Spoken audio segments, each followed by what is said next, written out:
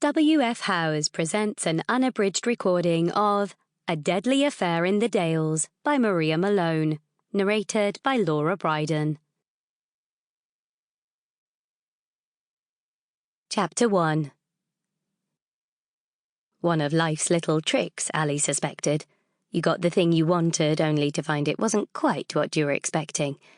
For as long as she could remember, she had dreamed of becoming a police officer, one day returning home to Heft to pound her local beat. Now here she was, Sergeant Ali Wren and her Springer spaniel P.D. Wilson, getting to grips with their new patch, and finding Heft busier than Harrogate, where they had come from. A good deal busier, in fact. Remarkable that a remote town in rural North Yorkshire, population 1,923, could be so demanding of its local constabulary. Not that she had any regrets. Heft, home, was where she wanted to be. It was just taking some getting used to. She woke early, Sunday, and the promise of that rarest of things, a day off, as evidenced by the single blank square amid a sea of scribblings and crossings out on her calendar. Calls were on divert to the station at Skipton, and she was free to go where she pleased, do anything, do nothing, in theory. Since Ali and Wilson were Heft's sole police presence, a day off, a real day off, one that elicited no appeals for assistance, no complaints, not a single report of a crime being committed, could not be taken for granted. Ever.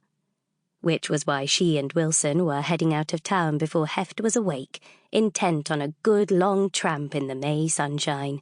No interruptions. "We're unavailable," she told Wilson. "They'll have to manage without us." Wilson, ever the optimist, looked up from his breakfast and wagged his tail. She made a sandwich, cutting thick slices from a seeded sourdough loaf, feeling a stab of disloyalty as she did so. Usually Ali bought her bread from Hooley's, but there was a rival over the road now, Rise, a so-called cakery-bakery, fast getting a name for its artisan loaves and fancy pastries. The menu changed weekly, shoe buns oozing apple crumble and custard, lemon meringue confections, croissant cubes, dainty tarts filled with chocolate and pistachio. Ali had succumbed to wafer-thin slices of pastry layered with almond, topped with crisp meringue, sticky raspberry jam. Too good to eat.